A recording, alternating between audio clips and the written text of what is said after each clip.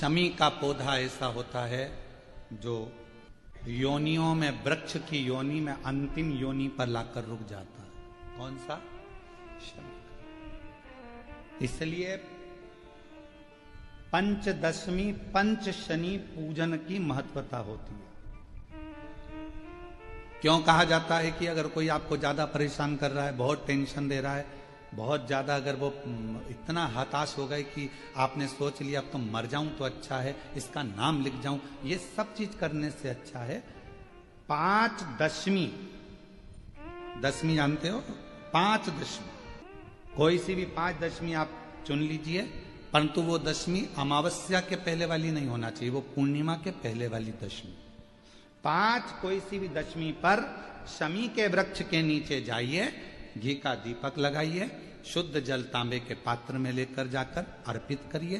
पहले दीप जलाना, उसके बाद शमी के पौधे में जल डालना और पौधे उस वृक्ष के नीचे बैठकर जल चढ़ाकर वहीं पर एक चावल का दाना समर्पित कर कर बाबा से प्रार्थना करना कि बाबा मुझे बहुत कष्ट है, ये मेरा एक तकलीफ मुझे दे रहा है, बस आप मेरी तकलीफ को दूर करना।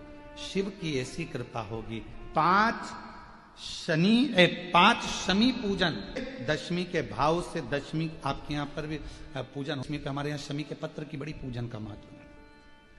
पांच दशमी पांच शमी पूजन कर ली जाती है तो जो भी आपका द्रोही होता है वो आपसे दूर हो जाता है या आपसे स्नेह कर कर आपके करीब आ जाता है। ये शमी पूजन वृक्ष योनि के अंतिम योनि का पूजन। सारे वृक्षों पर पत्थर पड़ जाते हैं पर शमी के पौधे पर पत्थर किस लिए हम मारेंगे? कौन मारेगा? उसमें तो कांटे लगे रहते हैं, कौन मारेगा उसको? क्या कांटा झड़ाएगा पत्थर मार कर? नहीं। हम तो यहां तक कहेंगे कि शमी की आराधना साधना आपके द्रोहियों को, दुश्मनों को भी दूर कर देती। और मेरी जीजियों, मेरे जीजाओं, मेरी बेटियों, बेटाओं, मेरी माताओं, मेरे बुजुर्ग माता पिता स्मरण करें, जब जब यदि आपका हृदय दुखे, मन दुखे, तो एक शमी की पत्ती को शंकर के शिवलिंग पर जरूर चढ़ाएं, सारे दुख अपने आप समाप्त होना प्रारंभ। शमी का तो कोई कहे क्या वृक्षों में, पौधों में, पत्तियों में भी क्या, ये वृक्षों के अंदर भी क्या जीव होता है? क्या इसमें भी प्राण होते हैं? होते हैं, इसमें भी प्राण।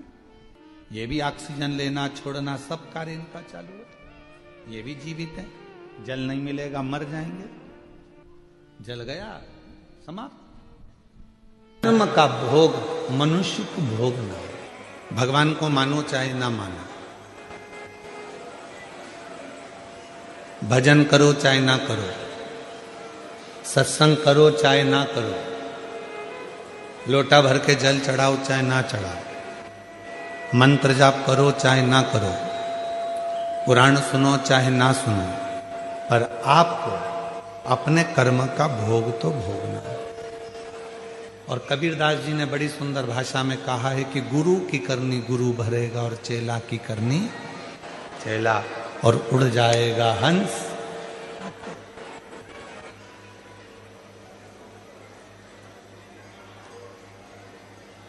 अपने कर्म को भोगना जरूर करते। कर्म का भोग तो मनुष्य को स्वयं, शिव महापुराण की कथा कहती है कि कर्म का भोग तो भगवान राम जी भी, जब बाली को छुपकर मारे थे तो कृष्ण अवतार में उनके भी पांव में जो बाण लगा था वो छुपकर लगा था।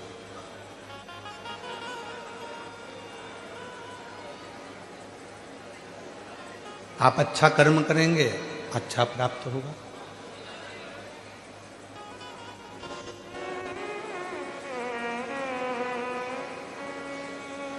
कितना विषैला है वासुकी नाग, कितना विषैला है।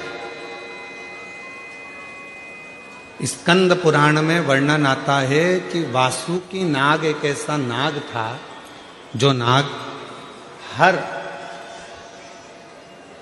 10 मिनट के अंदर अपना थोड़ा थोड़ा विष उगला करता था,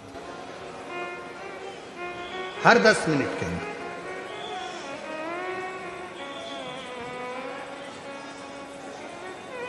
छोटू भाई, शंकर भगवान ने, शिवजी ने अपने गले में वासुकी नाग को रखा, पर वासुकी नाग का एक क्रम था कि सारे नागों में वासुकी नाग ऐसा था कि हर 10 मिनट में वो विष को त्यागता था, विष छोड़ता रहता।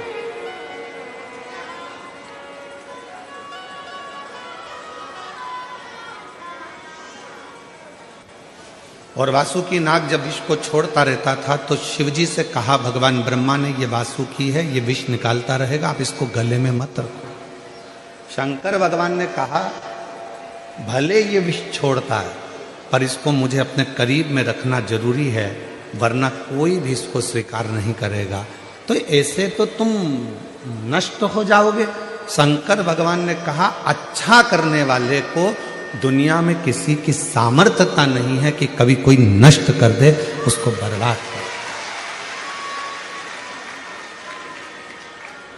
किसी की सामर्थ्यता नहीं है। आप अच्छा कर्म करते चलो, आप अच्छा कार्य करते चलो, आप भूखे को भोजन, प्यासे को पानी, किसी गरीब बच्चे को शिक्षा की जरूरत है उसको शिक्षा दिलाइए, किसी को चिकित्सा की जरूरत है उसको चिकित्सा दिलाइए, किसी के बच्चों का विवाह है, नहीं है उसकी इतनी सामर्थ्यता तो मंगल विवाह करने का प्रयास करिए, कुछ अच्छा करते चलो।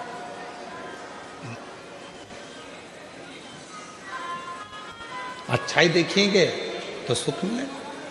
एक शिव महापुराण का एक बड़ा सुंदर चरित्र आता है।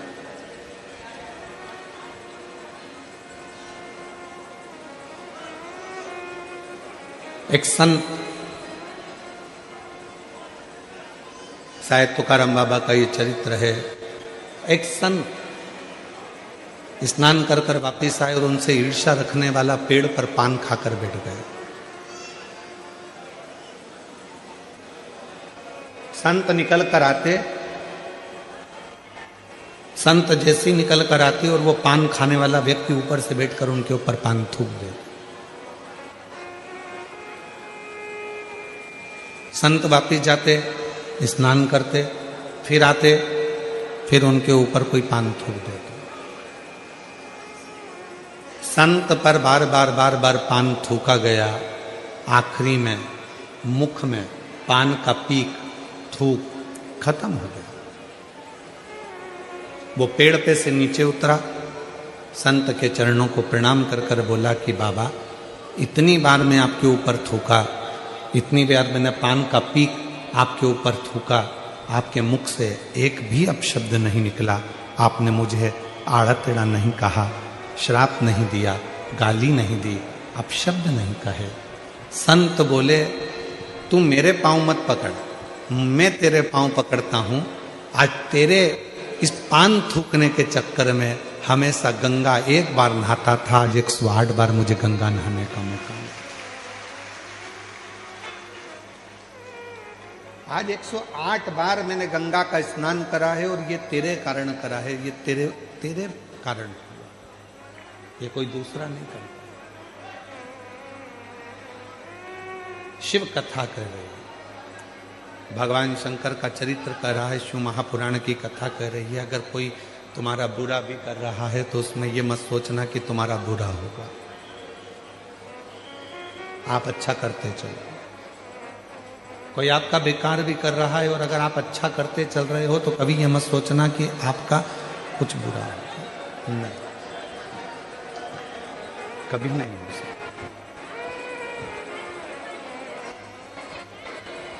आप उसके आश्रित होकर चलो।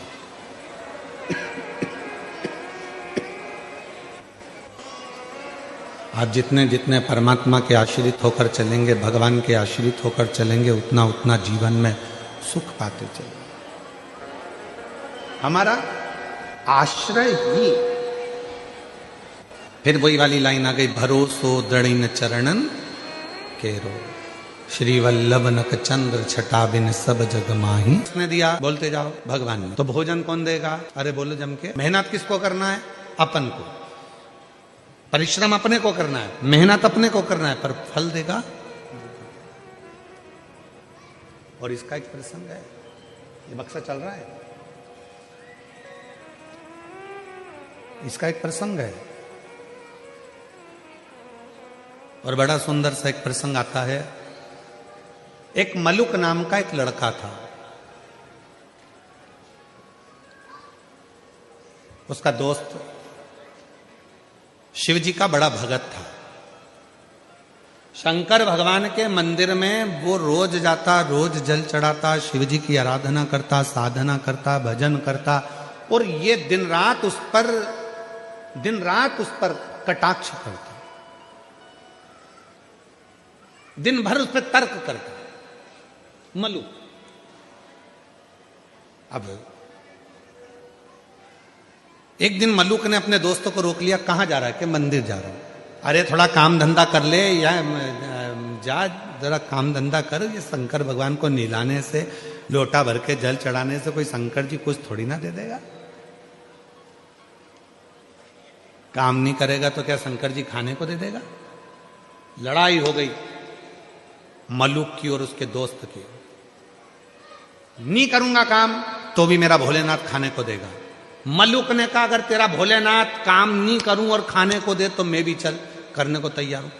एक परीक्षा करूंगा, वन में जाकर बैठ जाऊंगा, देखूं तेरा भोलेनाथ मुझे खाने को देता है कि नहीं देता। अगर मेरे शंकर भगवान ने तुझे खाने को दे दिया तो काम मैं रोज एक लोटा जल चढ़ाने के लिए शंकर जी के मंदिर में जाऊंगा, और अगर तेरे शंकर भगवान ने मुझे खाने को नहीं दिया तो काम मैं मंदिर जाना छोड़ दूंगा, लोटा भर जल चढ़ाना छोड़ दूंगा। दोनों में झगड़ा हो गया, दोनों में लड़ाई हो गई। अब दोनों में झगड़ा हो गया और जो मल्लुक था वो लड़ झगड़ के जंगल में चले गया। जंगल में जाकर उसने विचार करा, जंगल में रहूंगा और कोई मुझे भोजन देकर चले गया तो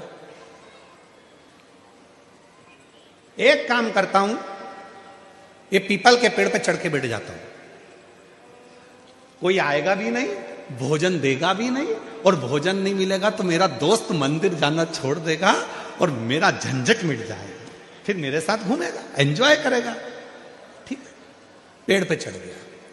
इसका दोस्त गया शंकर जी के मंदिर में जल चढ़ाकर बोला, भोले बाबा वो मलुक गया है, उसमें अक्कल नहीं है, परीक्षा लेने गया है आपकी कि भोलेनाथ खाने को देगा क्या? बाबा उसका पेट भर देना बेचारे का, भूखा रहेगा। जल चढ़ाया, और जैसे ही जल चढ़ाया शंकर भगवान को और दोस्त घर पर आया, आने के बाद तुरंत आज शिव जी ने जो लीला करी वो देखिए।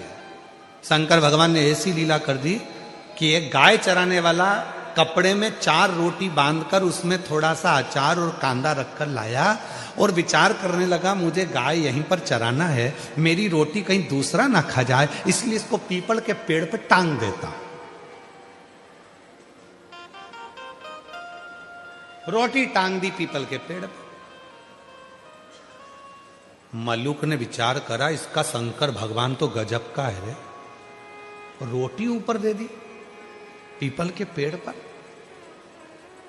पर वो तो कह रहा था कि भगवान खिला कर जाता है, नहीं खाऊंगा, रोटी टंगी है, खा नहीं रहा। अब थोड़ा बहुत तो हाथ पैर खुद भी हिलाओ जी, खाने को ही तैयार नहीं। इसका दोस्त शाम के समय भगवान के मंदिर में जाकर, बाबा भोलेनाथ मेरा दोस्त भूखा होगा, उसको खाना खिला देना।